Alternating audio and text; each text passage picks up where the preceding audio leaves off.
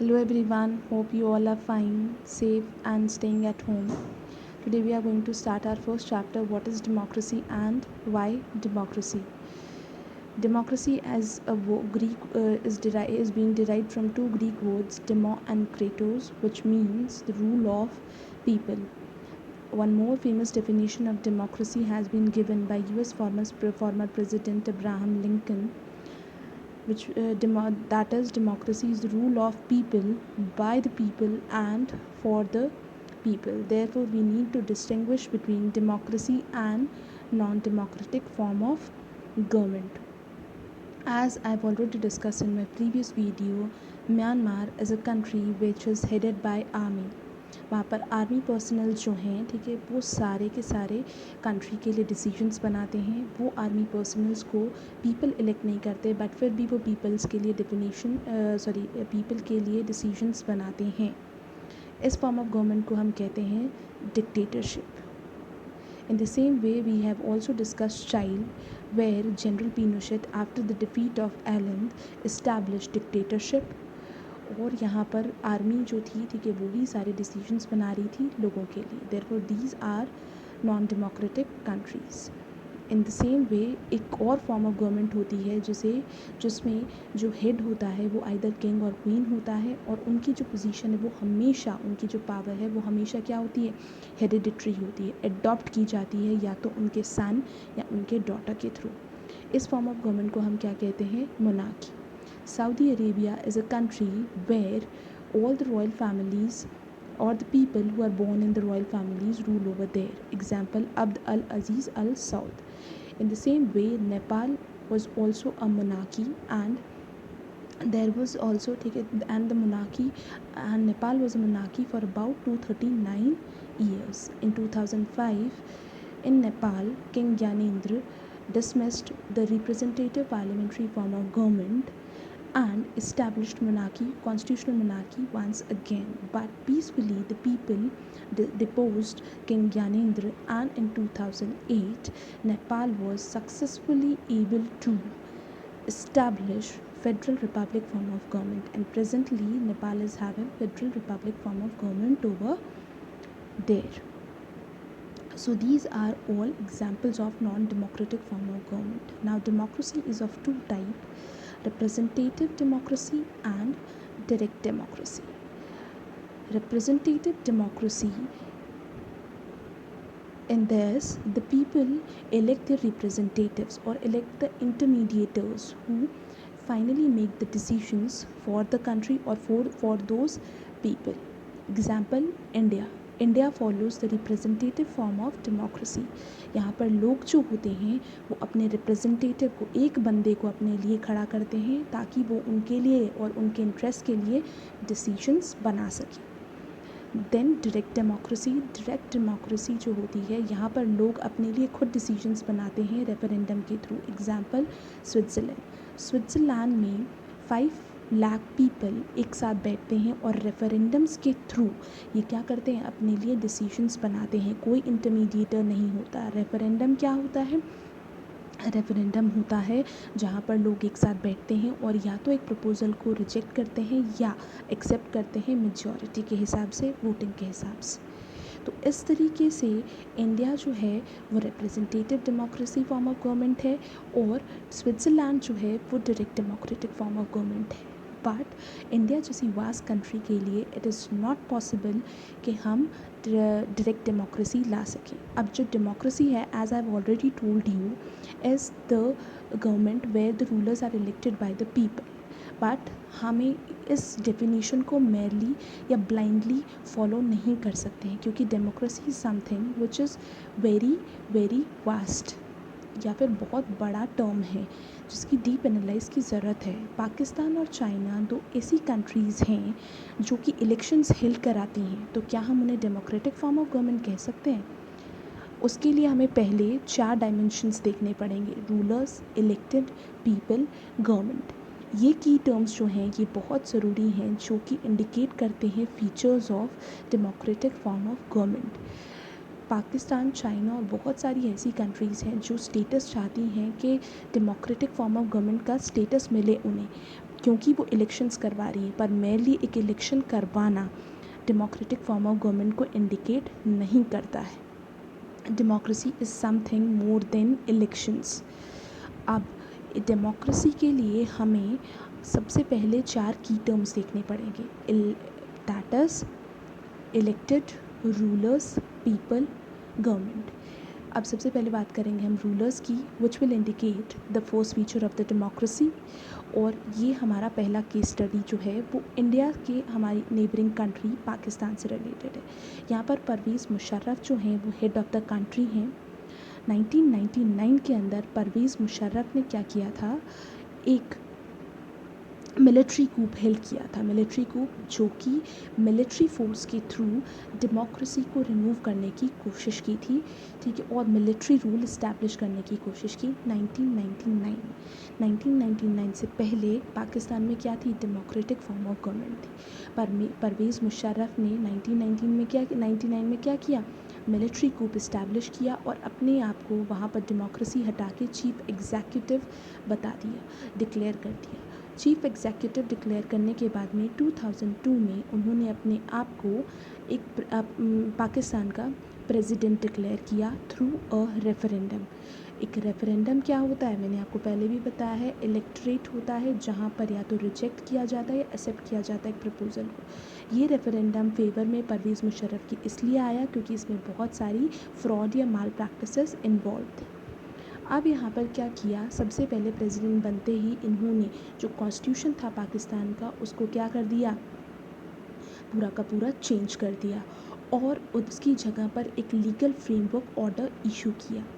क्या इशू किया, legal framework order issue किया। अब यहाँ पर जो इसके अंडर प्रेसिडेंट ने ये डिक्लेयर किया कि उसके पास में, मतलब प्रेसिडेंट मतलब परवेज़ मुशर्रफ ने ये डिक्लेयर किया कि उसके पास में पावर है कि वो किसी भी नेशनल या स्टेट गवर्नमेंट को क्या कर सकता है, डिसमिस कर सकता है, because he is the president. और इसके थ्रू नेशनल जो गवर्नमेंट थी, ठीक है, उन्होंने क्या किया, जितना भी वर्क था, ठीक है, ये डिक्लेयर किया कि वो नेशनल सिक्योरिटी काउंसिल ही कंट्रोल करेगी। जितनी भी गवर्नमेंट है उसको कौन कंट्रोल करेगा, नेशनल सिक्योरिटी काउंसिल। और वो कौन थे, आर्मी फोर्सेस थे सारे। उस आर्मी फोर्सेस का हेड कौन था, परवेज़ मुशर्रफ, जो कि और क्या था, प्रेसिडेंट था। तो यहाँ पर जो इलेक्टेड गवर्नमेंट थी वो सिर्फ फॉर्मेलिटी के लिए वर्क कर रही थी, एक्चुअल में सारी पावर्स किसके हाथ में थी, प्रेसिडेंट के हाथ में थी। तो इस तरीके से हम कह सकते हैं कि जो इसकी जैसी बहुत सारी ऐसी कंट्रीज़ और बहुत सारे ऐसे रूलर्स जो कि इलेक्शंस हेल्ड करवाते थे, ठीक है, एक डेमोक्रेसी भी थी, ठीक है, बट वहाँ पर क्या थी, ठीक है, वहाँ पर सारी पावर जो थी एक किसी के हाथ में थी, किसी रूलर के हाथ में थी, और उसे हम क्या कहते हैं, डिक्टेटरशिप कहते हैं, डेमोक्रेसी नहीं कहते। देयरफॉर पाकिस्तान, पोलैंड, इराक जैसी बहुत सारी ऐसी कंट्रीज़ हैं जो कि entirely democratic form of government नहीं है। They are trying to get the status of democratic form of government through merely elections, but they are actually not a democratic form of government. Therefore, the first feature is major decisions should be made by the elected leaders. जो elected leaders हैं वो major decisions बनाएंगे. For this also we are having 2 case studies. One is of China and second is of Mexico. First we will be talking about China. In China, after every 5 years, elections are held. In that elections, 3,000 members are always elected. These 3,000 members then elect the president. पर ये 3,000 member बनने के लिए सबसे पहले इन members को prior approval लेना पड़ता है, किनका, चाइनीज़ कम्युनिस्ट पार्टी का। तब जाकर वो किसको इलेक्ट करते हैं, प्रेसिडेंट को इलेक्ट करते हैं। तो मतलब कि आपको ये मेंबर बनने के लिए और प्रेसिडेंट इलेक्ट करने के लिए किसकी परमिशन लेनी पड़ेगी, चाइनीज़ कम्युनिस्ट पार्टी की। इसी तरीके से हमेशा इलेक्शन जो है वो चाइना में, ठीक है, किसके बीच में होते हैं, या तो चाइनीज़ कम्युनिस्ट पार्टी या फिर उसको सपोर्ट करने वाली 8 स्मॉल पार्टीज़। जब 8 स्मॉल पार्टीज़ और चाइनीज़ कम्युनिस्ट पार्टी अप्रूव कर देती हैं इन 3,000 मेंबर्स को, तब जाके वो क्या करते हैं, इलेक्ट करते हैं प्रेसिडेंट को। तो इस तरीके से जो गवर्नमेंट है वो चाइना में हमेशा कौन फॉर्म करता है, चाइनीज़ कम्युनिस्ट पार्टी। और चाइनीज़ पीपल जो है वो हमेशा किन को इलेक्ट करते हैं, one party, that is CCP party, Chinese communist party. और इस तरीके से जो लोग हैं उनके पास में कोई दूसरा ऑप्शन ही नहीं है, कोई दूसरी पार्टी ही नहीं है। Now will be talking about Mexico में 1930 से लेकर 2000 तक एक ही पार्टी रूल करती थी, वो थी इंस्टीट्यूशनल रिवोल्यूशनरी पार्टी, जिसका दूसरा नाम था PRI। अब यहाँ पर जो इलेक्शंस थे वो हर 6 ईयर में होते थे, लेकिन इस PRI के ऑपोजिट कोई भी दूसरी पार्टी नहीं होती थी, मतलब कोई भी अपोजिशन पार्टी नहीं है, सिर्फ एक ही पार्टी है। वो कौन सी है? PRI, institutional revolutionary party. यहाँ पर तो मतलब हर 6 साल में जो इलेक्शंस होते हैं उसमें कौन जीतता था? PRI। अब ये PRI जीतने के लिए क्या करती थी? बहुत सारी माल प्रैक्टिसेस को फॉलो करती थी या अडॉप्ट करती थी, जैसे कि गवर्नमेंट टीचर्स, ठीक है, गवर्नमेंट ऑफिसर्स, इन सबको मीटिंग में बुलाती थी और फोर्सफुली लोगों को, ठीक है, बोलती थी कि मुझे सपोर्ट किया जाए, पोलिंग बूथ को शिफ्ट कर देती थी और बहुत सारा अमाउंट जो था वो स्पेंड करती थी अपनी पार्टी और अपने कैंडिडेट्स को एडवर्टीज़ करने के लिए। और दूसरी अपोजिशन पार्टी को हमेशा ये कहा जाता था मीडिया को कि इनको हमेशा इनके सारे जो इविल डीड्स हैं वो दिखाओ और हमारे सारे पॉजिटिव डीड्स दिखाओ। तो इस तरीके से हमेशा किसको एडवर्टीज़ करती थी? खुद को। तो इसी तरीके से PRI हमेशा वहाँ पर क्या करती थी? जीतती थी और वहाँ पर हमेशा विन करके रूल करती थी, वहाँ पर हमेशा गवर्नमेंट बनाती। तो इस तरीके से हम कह सकते हैं चाइना और मैक्सिको के एग्जाम्पल को देखकर these are not democratic form of government. Elections हो रहे हैं, रूलर्स भी आ रहे हैं, पर यहाँ पर गवर्नमेंट नहीं बन रही, क्योंकि यहाँ पर free and fair electoral competition नहीं हो रहा है और सबको इक्वल चांस नहीं मिल रहा है to win. And we talking about the third की term, that is the people. People जो है वो कैसे इंपॉर्टेंट रोल प्ले करते हैं to determine the democratic form of government. This also we'll be talking about understanding with the help of 3 case studies. First is of Saudi Arabia. Here the women do not have the right to vote. In the same way, in Estonia, Russian minorities do not have the right to cast their votes. In the same way, the third country or the third case is of Fiji. Here, the native Fijis or the original Fijis have one vote and one value. Voting right है, पर हर एक person के पास में एक vote और एक value है original फिजीज़ के पास में। पर जो इंडियन फिजीज़ हैं या जो माइग्रेंट फिजीज़ हैं उनके वोट की आधी वैल्यू होती है। तो इस तरीके से हम कह सकते हैं कि जो थर्ड फीचर है हमारा वो ये होना चाहिए कि जो पीपल हैं उनके पास में, हर एक अडल्ट सिटीजन के पास में वोटिंग राइट हो और उनके हर एक वोट की एक वैल्यू हो, ना कि हाफ वैल्यू हो, to establish the democratic form of government.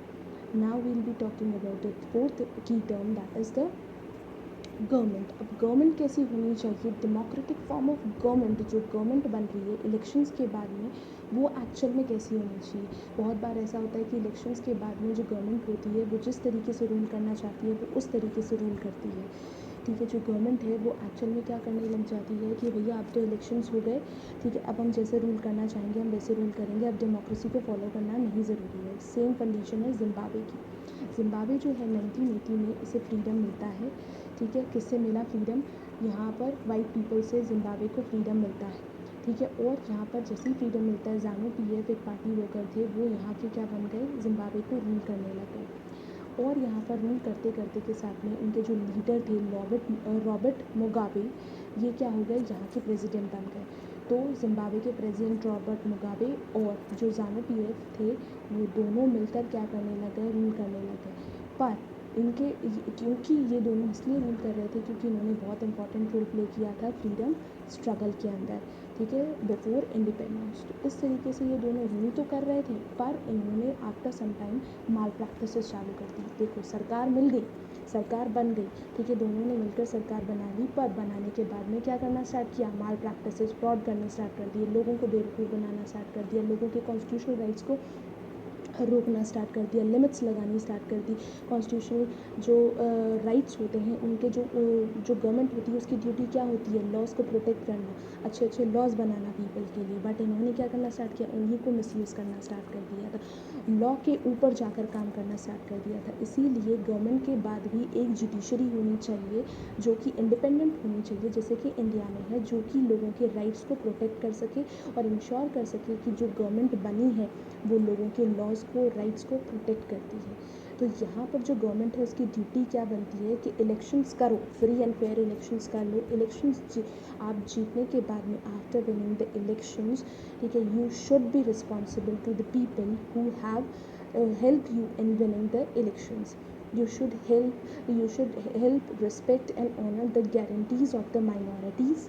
ठीक है, you should consult before taking major decisions, and from whom you should consult, from various office bearers, ठीक है, you should consult with them, ठीक है, और लोगों से भी कंसल्ट करना चाहिए कोई भी डिसीजन बनाने से पहले, और जो दूसरे ऑफिस बेरर्स हैं, ठीक है, उनको भी, ठीक है, अकाउंटेबल समझना चाहिए, उनके भी डिसीजंस का रिस्पेक्ट करना चाहिए, उन्हें भी पूछना चाहिए, ठीक है। गवर्नमेंट बना ली है, इसका मतलब ये नहीं है कि you start ruling blindly. Therefore fourth जो फीचर है वो रूल ऑफ लॉ है, ठीक है, and to protect the equal rights of the people. Now we'll be talking about the pros and cons of democracy, that is the demerits and merits of democracy. Now first we'll be talking about the demerits of democracy, that is the argument against the democracy. Here we are going to compare democracy. First of all we'll be talking about instability due to the change in leadership. Leaders बार बार बदलते हैं तो government क्या होती है, unstable होती है।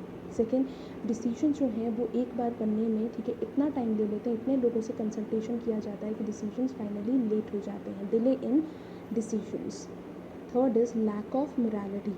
यहाँ पर इलेक्शंस में लोग इतने ज़्यादा कॉम्पिटिशन्स में इन्वॉल्व हो जाते हैं, पावर एंड प्ले इतना ज़्यादा इंपॉर्टेंट हो जाता है कि मोरालिटी जो होती है उसको भूल जाते हैं, और लोग बाग करप्शन जो है, ठीक है, उसको फॉलो करने लग जाते हैं, तो जो स्कोप फॉर करप्शन है वो भी बढ़ जाता है, और मोरालिटी जो है उसका कहीं पर, या ह्यूमैनिटी जो है, ठीक है, उसका कहीं पर भी कोई भी रोल नहीं रहता। इस तरीके से लोग जो होते हैं वो सिर्फ डिसीजंस, पावर प्ले के चक्कर में जो लोगों के डिसीजंस होते हैं उनको ध्यान में रख ही नहीं पाते हैं, और गलत शलत डिसीजंस बना लेते हैं, क्योंकि उन्हें लोगों के इंटरेस्ट तो एक्चुअल में पता ही नहीं है। कॉन्सेंट्रेट उन्होंने किस पे किया, इलेक्शंस जीतने में, ना कि लोगों के इंटरेस्ट जानने में।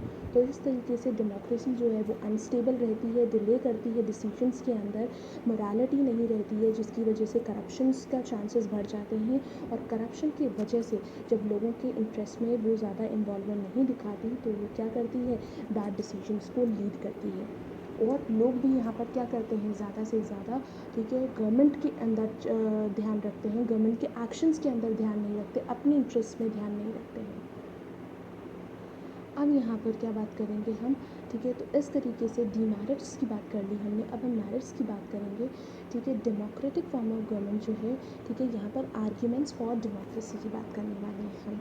चाइना में एक एग्जांपल देती हूँ, चाइना के अंदर एक फेमाइन आया 1958 से 1961 तक वो फेमाइन रहा। चाइना इंडिया के कंपैरिजन में बहुत ही डेवलप्ड कंट्री थी, बट ठीक है, यहाँ पर जो गवर्नमेंट थी उसने क्या किया, ज़्यादा से ज़्यादा लोगों के बारे में ना ध्यान देकर, ठीक है, चाइना के डेवलपमेंट पे ध्यान दिया। वहीं इंडिया जो थी वहाँ पर भी फेमाइन आया, ठीक है, पर उस फेमाइन में थे क्या हुआ, इंडिया के जो लीडर्स थे उन्होंने किस पर ध्यान दिया, जिन लोगों ने उन्हें इलेक्ट किया था उन पर ध्यान दिया, ठीक है, उनके, ठीक है, बोलते जो भी फेमाइन से रिलेटेड इश्यूज़ थे, ठीक है, वो रिजॉल्व किए, खाना प्रोवाइड किया, इस तरीके से लोगों के टूवर्ड्स अकाउंटेबल रहे। तो इस तरीके से इंडिया जो थी उसकी कंडीशन, ठीक है, क्या बोलते बहुत जल्दी इम्प्रूव हो गई, लोगों को खाना मिला। और वहीं पर जो चाइना थी, ठीक है, वहाँ पर इन्फ्लेशन डिफ्लेशन जैसी प्रॉब्लम्स आने लग गई, फाइनेंशियल क्राइसिस आने लग गए चाइना के अंदर। तो इस तरीके से जो हमारा सबसे पहला फीचर है डेमोक्रेसी का वो ये है अकाउंटेबिलिटी। क्या है अकाउंटेबिलिटी, जो डेमोक्रेटिक फॉर्म ऑफ गवर्नमेंट होती है, ठीक है, वो अकाउंटेबल होती है पीपल के, ठीक है, वो रिस्पॉन्सिबल होती है टूवर्ड्स द पीपल। वो बनी है लोगों के लिए, इसलिए उसे पता है कि उसे किसके लिए काम करना है, सबसे पहले लोगों के लिए काम करना है, लोगों के टूवर्ड्स, ठीक है, कुछ ऐसे डिसीजंस लेने हैं जो कि लोगों के फेवर में हों, ठीक है, उनका ध्यान सबसे पहले रखना है। कोई भी अगर डिसीजंस लेने हैं तो उसका आंसर आपको किसको देना है, लोगों को देना है, ठीक है। ये इसको क्या कहते हैं, accountability to its people. Then guard against rash और इररिस्पॉन्सिबल डिसीजंस। ये क्या करती है, इररिस्पॉन्सिबल डिसीजंस जो हैं, ठीक है, वो तो उसके चांसेस कम करती है, क्योंकि इतने लोगों से कंसल्ट करके डिसीजन बनाया जा रहा है तो कॉन्फ्लिक्ट्स, ठीक है, या गलत डिसीजंस बनाने के चांसेस क्या हो जाते हैं, कम हो जाते हैं। देन हमारा जो थर्ड फीचर है वो ये है कि हमारे यहाँ पर जो कॉन्फ्लिक्ट्स होते हैं, जो डिफरेंसेस लोगों के बीच में आ जाते हैं, ठीक है, वो डेमोक्रेसी की वजह से, ठीक है, बोलते हैं बहुत ही शांति से सॉल्व कर दिए जाते हैं इंस्टेड ऑफ वायलेंस, ठीक है। लोग बैठ कर नेगोशिएशंस करके इन कॉन्फ्लिक्ट्स और डिफरेंसेस को क्या करते हैं, सॉल्व करते हैं। डेमोक्रेसी के अंदर ये एक बहुत इंपॉर्टेंट फीचर है क्योंकि यहाँ पर जो जितने भी डिसीजंस हैं, ठीक है, वो क्या होते हैं, नेगोशिएशंस के थ्रू बनते हैं और कोई भी परमानेंट विनर या लूज़र नहीं होता यहाँ पर। अब हम बात करेंगे, ठीक है, सो ये कोई भी परमानेंट विनर नहीं है, लूज़र नहीं है, ठीक है। यहाँ पर जो लोग हैं, ठीक है, बोलते हैं यहाँ पर, यस, ठीक है, यहाँ पर जो पॉलिटिकल इक्वालिटी है, ठीक है, यहाँ पर लोगों के राइट्स जो हैं वो सबसे ऊपर रखे जाते हैं, लोगों के राइट्स को सबसे ऊपर रखा जाता है, ठीक है, और हर एक इंसान को चांस दिया जाता है टू वोट, ठीक है, बोलते हैं to participate in the election. हर एक एडल्ट सिटीजन को दिया जाता है, चाहे फिर वो मेल हो, फीमेल हो, रिच हो, पुअर हो।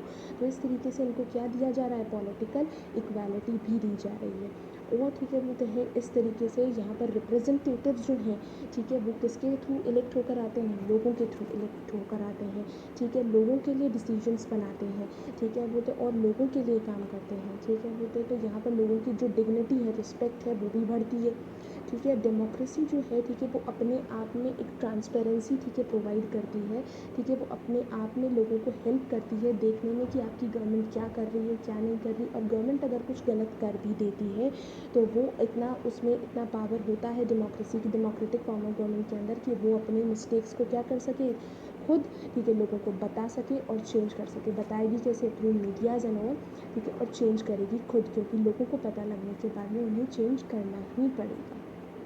तो इस तरीके से we have talked about the merits and demerits of the democracy. लेकिन in comparison to demerits, merits of democracy are more, therefore democratic form of government is regarded as the most successful form of government, ठीक है, in the world। Therefore, ठीक है, बोलते and that's why, ठीक है, most of the countries in the world try to get the status of democratic form of government, ठीक है, and try to follow the various features of democratic form of government, ठीक है। And one such big example is of India. India की democratic rank जो है वो 51 है। यहाँ पर नॉर्वे जो है वो सबसे बड़ा डेमोक्रेटिक फॉर्म ऑफ गवर्नमेंट उसके पास में है। अमेरिका जो है उसके पास में सबसे powerful democratic form of government है। और सबसे the broader meaning of democracy, democracy is not only a form of government but also much beyond that. It is also a principle which can be implemented anywhere, in family, society, etc. Family में जब भी कोई decision लेना होता है, जो तो head of the family होते हैं, ग्रैंड फादर होते हैं, फादर होते हैं, वो सबसे पहले क्या होता है, कंसल्ट करते हैं दूसरे फैमिली मेम्बर से। इन द सेम वे एक वर्किंग ऑर्गेनाइजेशन में या फिर एक क्लास के अंदर, ठीक है, जब भी एक टीचर को कोई भी फाइनल मॉनिटर बनाना होता है तो वो क्या करती है, ठीक है, दूसरे जो क्लास स्टूडेंट्स होते हैं उनसे भी कंसल्ट करती है। तो इस तरीके से डेमोक्रेटिक फीचर्स जो हैं या डेमोक्रेटिक प्रिंसिपल सिर्फ गवर्नमेंट में नहीं, ठीक है, दूसरे हमारे डे टू डे लाइफ में भी फॉलो किए जाते हैं, जैसे कि family and society. Democracy is also a tool, ठीक है, बोलते it is a principle first of all, but it is also a tool which is used by different, ठीक है, बोलते countries to compare the democratic nations with the non-democratic nations on the basis of level of freedom and facilities provided to the people. Therefore, we can say, for example, Pakistan is a less democratic country than India. So, this is the end of this chapter. Hope you have understood the chapter. For any queries, come up with the questions.